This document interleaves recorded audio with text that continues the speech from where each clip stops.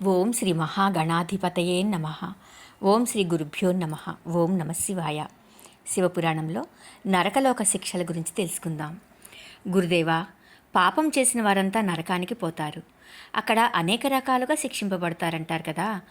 ఏ పాపాలు చేసిన వాళ్ళు ఏ నరకానికి పోతారు, ఏ రకమైన శిక్ష అనుభవిస్తారో వివరించండి అన్నాడు కృష్ణశర్మ. చెప్పటం ప్రారంభించాడు రత్నాకరుడు. మనోవాక్కాయ కర్మల చేత చేసిన తప్పుల వల్ల పాపం కలుగుతుంది. ఆ పాపాలకు మరణానంతరము మానవులు నరకంలో శిక్షలు అనుభవిస్తారు. మొత్తం 28 రకాల నరకాలున్నాయి. తామిశ్ర నరకము గాఢాంధకారంగా ఉంటుంది. ఇతరులను హేళన చేసేవారు, ఇతరుల ధనాన్ని అపహరించేవారు ఇక్కడ రకరకాలుగా శిక్షింపబడతారు. భర్తలను ప్రలోభపెట్టి లేదా మోసపుచ్చి వారి భార్యలను అనుభవించేవారు అంధతామిశ్ర నరకంలో ఘోరంగా శిక్షింపబడతారు. కుటుంబ పోషణ కోసం ఇతరులను మోసం చేసేవారు రౌరవ నరకంలో విషజంతువులచే పీడించబడతారు. దయా దాక్షిణ్యం లేకుండా ధనార్జన చేసేవారు మహారౌరవ నరకంలో పీడించబడతారు.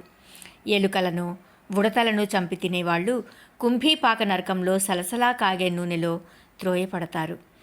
పెద్దలను పండితులను దూషించేవారు కాలసూత్ర నరకంలో పడిపోయి మాడిపోయి ఇసుకలో పడవేయబడతారు. వేద విరుద్ధమైన పనులు చేసేవారు అసిపత్ర వ్రతము అనే నరకంలో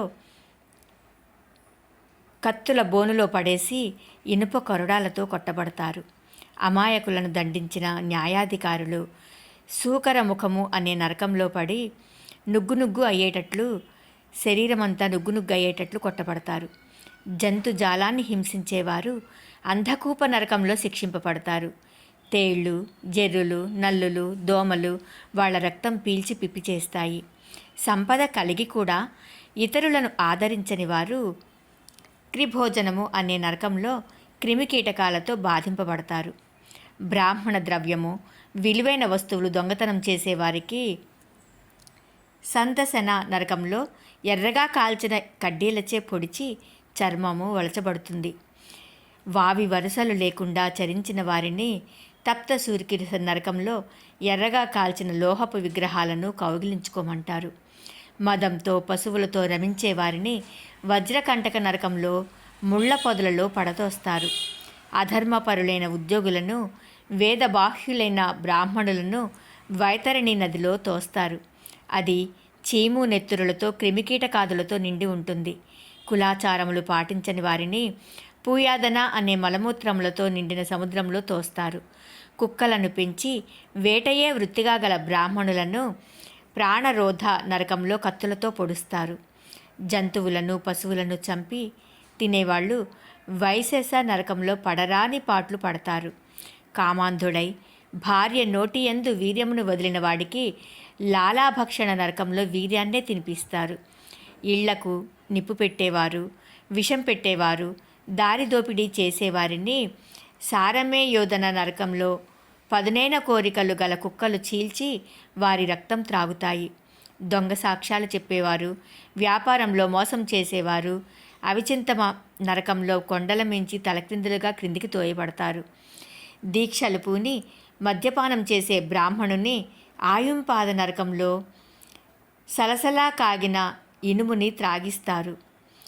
తమ కన్నా పెద్దవారిని నిర్లక్ష్యంగా చూసేవారిని క్షారకర్త నరకంలో తలక్రిందులుగా విరేలాడదీసి బాధిస్తారు. మనుష్యులను పశువులను చంపేవారిని రక్షోగణ భోజన నరకంలో పదునైన కత్తులతో ముక్కలు ముక్కలుగా నరుకుతారు. అడవి జంతువులను, ఊర జంతువులను చంపేవారిని ప్రాత నరకంలో శూలాలతో పొడిచి విరివేస్తారు. సాటి మానవులను హింసించే వారిని దండసూకర నరకంలో హింసిస్తారు. మనుషులను చెరబట్టేవారిని, బంధించేవారిని అవధ నిరోధని నరకంలో పొగలో పడేస్తారు. భోజన సమయంలో వచ్చిన అతిథులను దూషించిన వారిని పర్యావర్తన నరకంలో కళ్ళు కాకులతో పొడిపిస్తారు. ధనగర్వంతో ఇతరులను దూషించే వారిని సూచే ముఖ నరకంలో సూదులతో గుచ్చి హింసిస్తారు.